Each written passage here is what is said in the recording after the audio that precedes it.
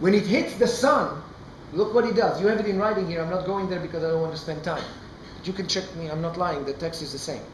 It's been for at least 2,000 years as far as I know. When God hits the sun, what does he say to the Israelites? Do you remember?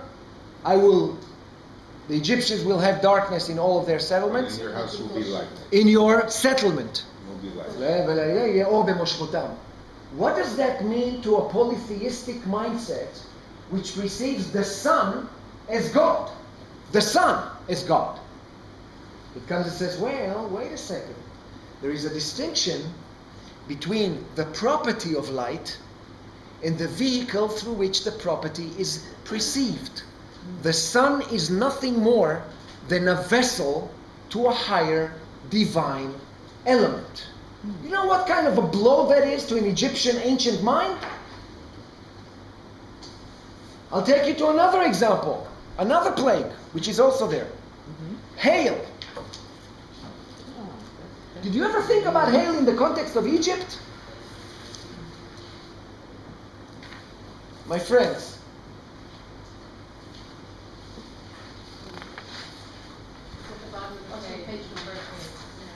bottom of the first page. I am going to cause very severe hail to rain down about this time tomorrow. Look what it says. Such hail as has never occurred in Egypt from the day it was founded until now. Now I want you to listen to this now from a polytheistic ear. What the hell is the connection between hail and the desert? But more than that, what does it mean for an ancient Egyptian to encounter a natural phenomena for which he has no divinity? The climate doesn't rain. There is no God of hail. The rain. There is a natural phenomena for which my arsenal, my pantheon, has no answer. Something is wrong with my theology. Look at the three structures here. It's meticulous. I want you to understand that there is a reason why these plagues were chosen, and that reason eludes the modern day reader. Because we think monotheistically. And this is not where they were written. Nor were the Israelites monotheistic yet. They had one God, but it was still a regional monotheism. It was contingent upon their removal from Egypt, destroying Egyptian theology, and now going to rebuild a monotheistic construction in the Promised Land. Yeah. My question is that if they didn't have one God, if they could only worship one God after they left Egypt, does that mean that while they were in Egypt, they accepted the Egyptian gods? You'll see, we go to the next stage, page 2, that says "in the land." And let me give you the short version. Thank you. If the ancient Hebrews were monotheistic, the way we perceive monotheism, all the prophets of Israel would be out of work. In other words, our Bible will be much thinner. Because when you look at the prophetic literature, you'll see that one of the major qualms that prophets have with the Israelites is that they haven't abolished their polytheistic, or at the very best, henotheistic understanding of divinity. I give you, it's all there, I'm not lying, you can check, I hope you take this with you and study it.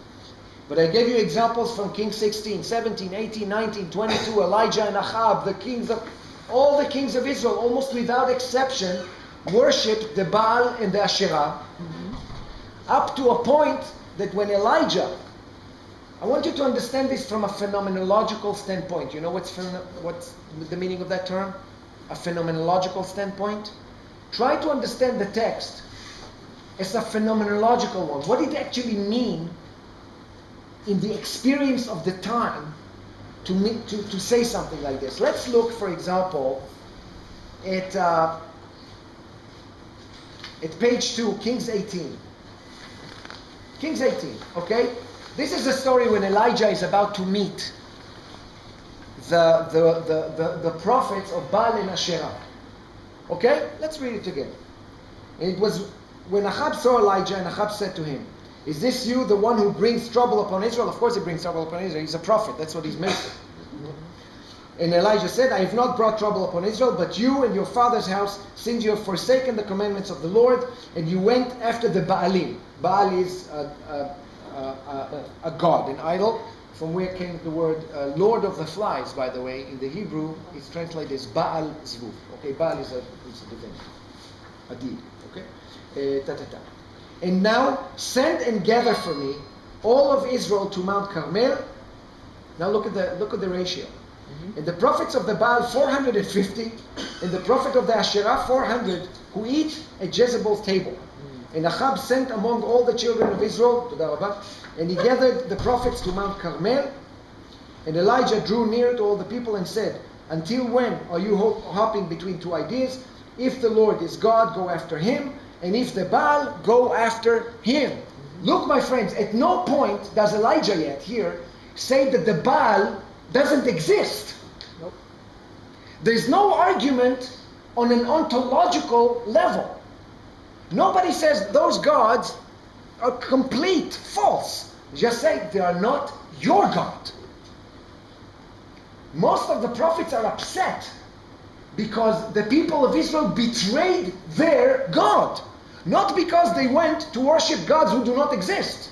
But if it's connected to the land, wasn't Baal like a Canaanite god? So why is Elijah so upset? They import God into the sphere of influence of the God of Israel, which is precisely the reverse of what the God of Israel did in Egypt. So of course the prophet will be upset. Of course the God of Israel will be upset. You're contaminating my theological sphere of influence.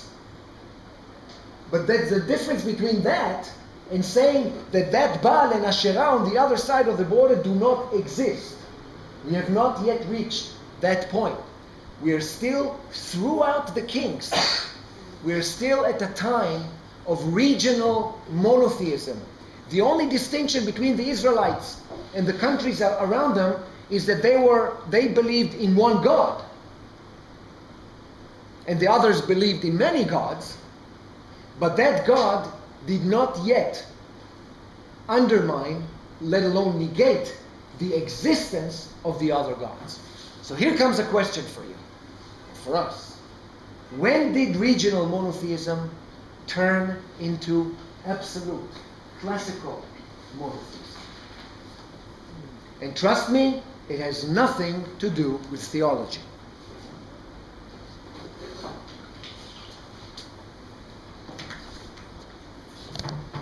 Once you, trusting that you understood the evolution, the conceptual evolution of what we talked about up to this point, I trust you'll understand the following as well.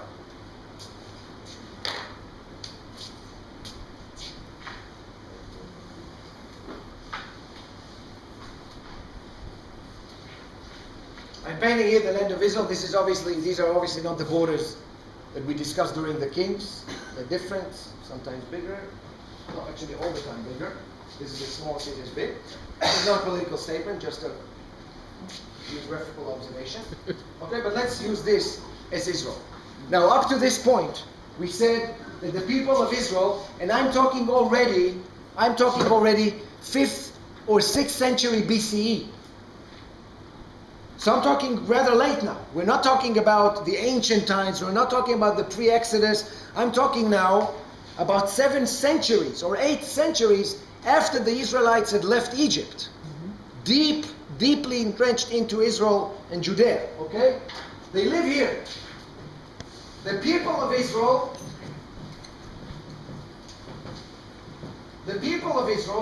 live in the land of Israel governed by the God of Israel.